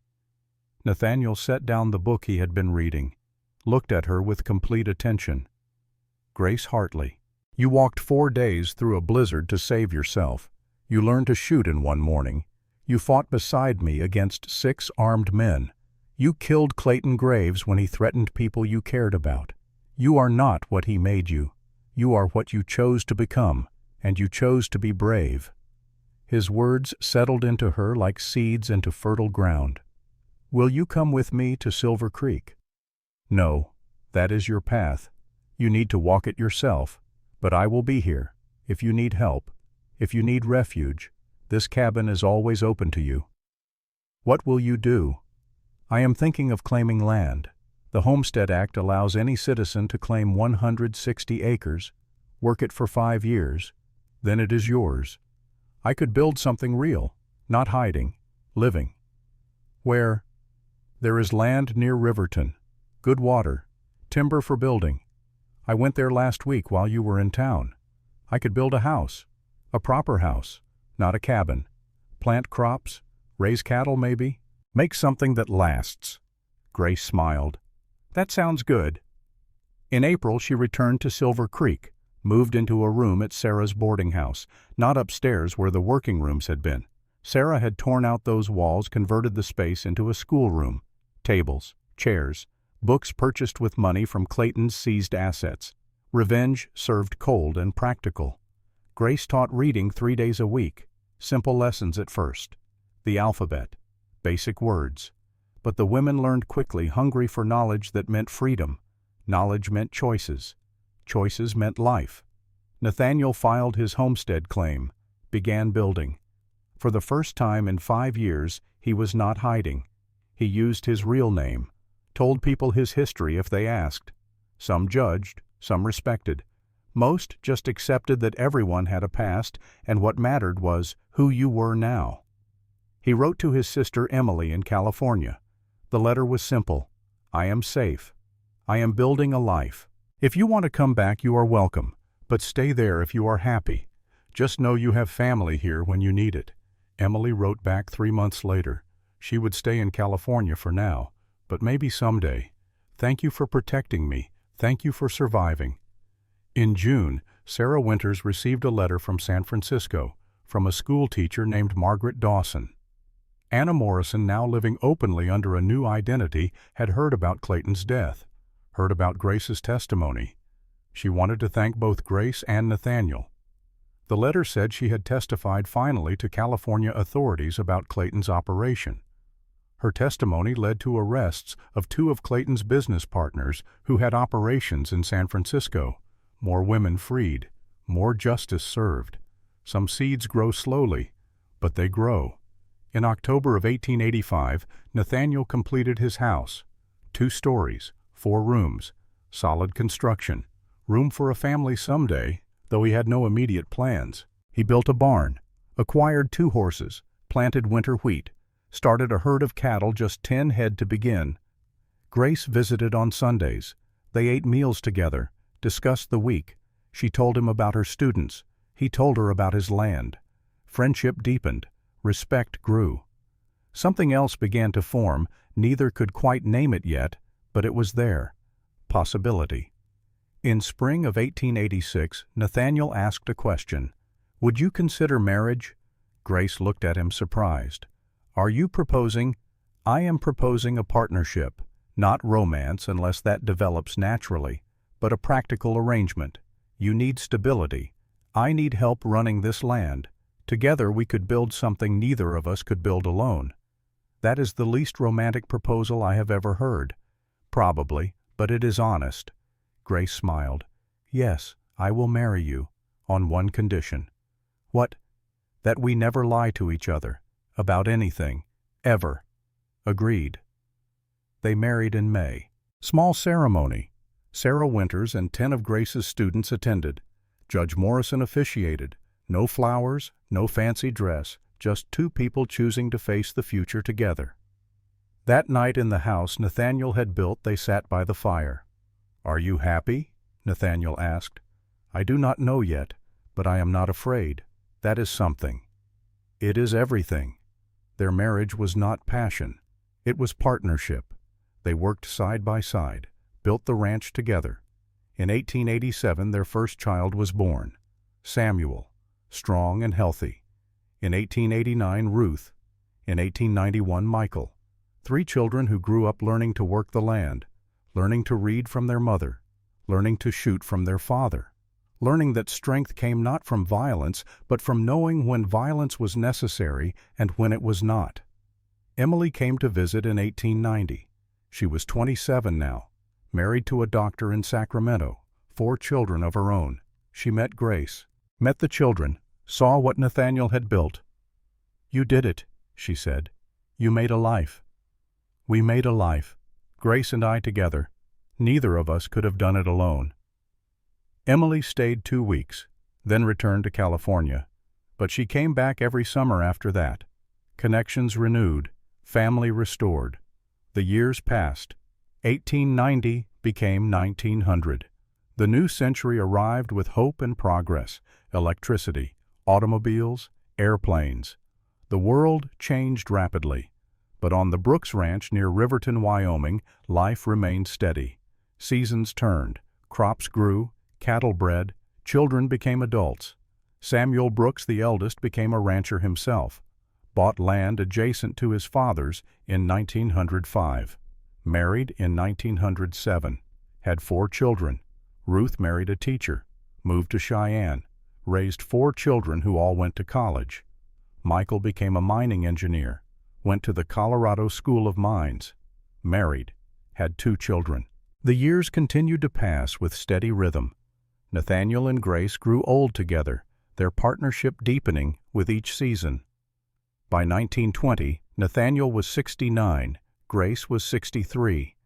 Their hair had turned silver, their hands gnarled by decades of work, but their minds remained sharp and their spirits strong.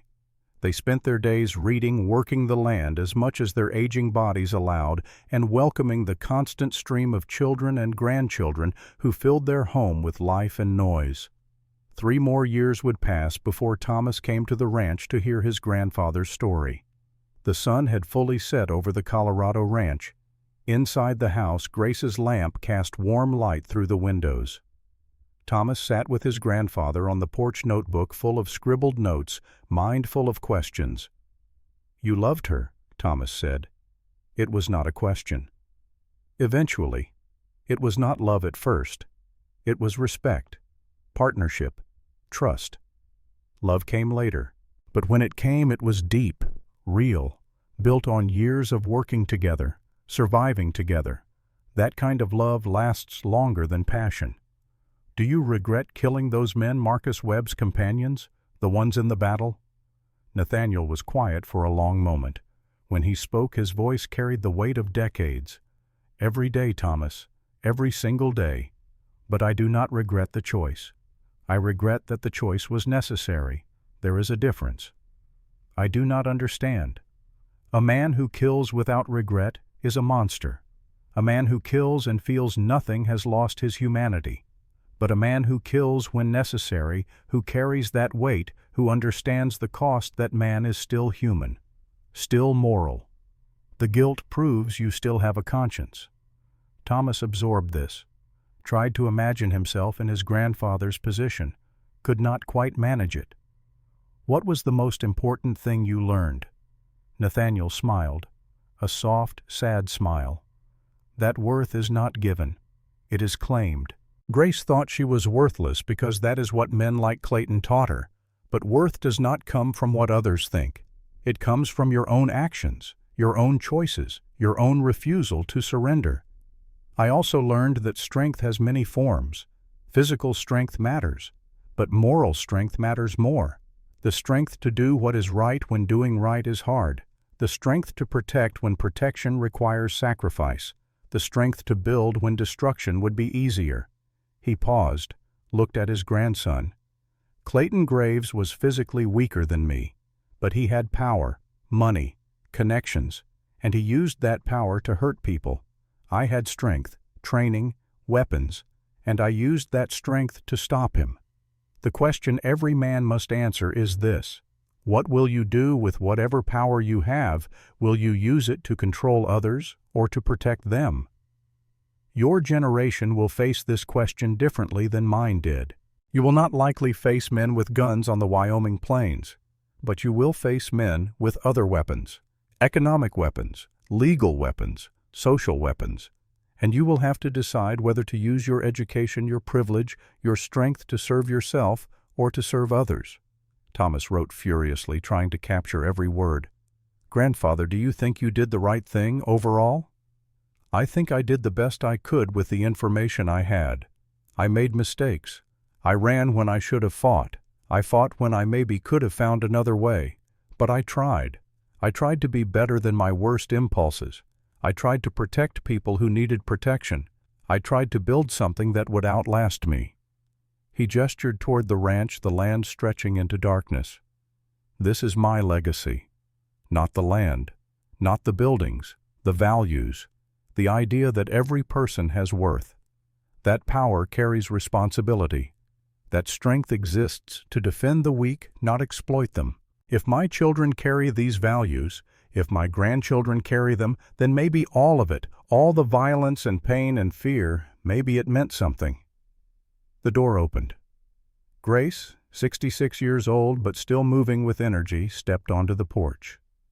"Dinner is ready. Thomas, you are staying." "Yes, Grandma." "Good. I made your favorite, beef stew." The three of them went inside. The porch stood empty. Above, stars emerged in the clear Colorado sky. The same stars that had watched over a cabin in Wyoming 40 years earlier. The same stars that would shine long after all of them had gone. But for tonight, in this moment, 3 generations sat around a table. Ate together. Talked together. Connected by blood and story, and the values passed from old to young. Thomas looked at his grandmother. Really looked. Saw past the gray hair and aged face to the woman who had walked 4 days through a blizzard, who had learned to shoot in a single morning, who had killed the man who tried to own her. "Grandma," he said, "were you scared when you shot Clayton Graves?" Grace paused, fork halfway to her mouth, set it down, looked at her grandson with eyes that had seen too much but refused to look away. Terrified. But fear is not the opposite of courage, Thomas. Fear is the prerequisite for courage. You cannot be brave if you are not first afraid. The question is whether you let fear control you or whether you act despite the fear. Did you ever regret it? No, never, not for 1 second. Clayton Graves destroyed lives. If I had not stopped him, he would have destroyed more. Sometimes the world requires people to do hard things, not because they want to, but because no one else will. Your grandfather taught me that, not with words, with actions. He could have turned me away that night, could have sent me back into the storm, could have handed me over to Clayton. Any of those choices would have been easier. But he chose the hard path, the path that required sacrifice and risk, and that choice changed everything. Nathaniel reached over and squeezed his wife's hand. Even after 37 years of marriage, even after everything they had survived together, the simple gesture carried meaning. After dinner, Thomas prepared to ride back to town. Nathaniel walked him to his horse. "Thank you for telling me the story, Grandfather. Thank you for listening. Stories only matter if someone hears them, someone remembers, someone carries them forward. I will write this down, preserve it, maybe publish it someday. If you do change the names, protect the people who are still alive. Anna Morrison especially. She deserves her privacy." "I will." Thomas mounted his horse, started to ride away, then stopped, turned back. "Grandfather, one more question." "Yes." "If you had to do it all over again, knowing everything you know now, would you still open that door when Grace knocked?" Nathaniel did not hesitate. "Every time, without question, because some choices define who you are, and I would rather be the man who opened the door than the man who turned her away." Thomas nodded, understanding settling into him like stones into a foundation. He rode away into the night. Nathaniel stood on the porch, alone for a moment, remembering. A cabin in Wyoming, a blizzard, a knock on the door, a woman with nothing except the courage to keep walking, a decision that had seemed small at the time but had rippled forward through decades. Grace joined him, slipped her hand into his. "What are you thinking about?" "About how one night can change everything. about how the smallest acts of kindness can grow into entire lives. Do you think Thomas understood? I think he heard. Understanding comes later. Maybe when he faces his own moment, his own choice between easy and right. They stood together in the darkness. Two people who had survived the worst the world could offer and had built something beautiful from the wreckage. Not perfect, not without scars, but real, honest, theirs. Inside the house, lamplight glowed warm. Outside, the night was cold but clear. Above, stars wheeled in their ancient patterns. Below, the earth turned, and somewhere everywhere people faced their own moments, their own choices, their own chances to be better than their fear. Nathaniel Brooks and Grace Hartley had made their choice 40 years ago in a blizzard. They had chosen courage over comfort, justice over law, each other over isolation, and that choice had built a legacy that would outlast them both. Not a legacy of violence, though violence had been necessary. Not a legacy of wealth, though they had prospered. A legacy of values, of dignity, of the radical idea that every person, regardless of their past, regardless of what society said they were worth, had inherent value that could not be bought or sold or taken. That was the lesson, the one Nathaniel had tried to teach Thomas, the one Grace had lived every day since leaving Silver Creek, the one their children and grandchildren would carry forward into whatever future awaited. The world would change, technology would advance, society would evolve, but the fundamental question would remain the same. When someone needs help, do you turn away or do you open the door? When evil threatens the innocent, do you remain silent or do you speak? When the cost of doing right is high, do you choose the easy wrong or the hard right? These were not questions with simple answers, but they were questions worth asking, worth struggling with, worth sacrificing for. Nathaniel and Grace had asked these questions in 1883, had answered them with blood and fear and stubborn refusal to surrender, and in answering them had built a life worth living. That was legacy enough.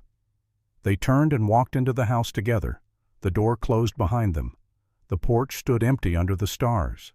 But inside, there was warmth. There was family. There was the quiet satisfaction of a story told and a lesson passed on. Some stories end with death, others with birth. This story ended with both. The death of who they had been, the birth of who they chose to become. And that perhaps was the most important lesson of all. Who you are is not determined by what happens to you. It is determined by what you choose to do about it. Grace Hartley chose to walk through a blizzard. Nathaniel Brooks chose to open his door. Together they chose to fight. And in fighting, they chose to live. Not just survive, but truly, fully, freely live. And that made all the difference.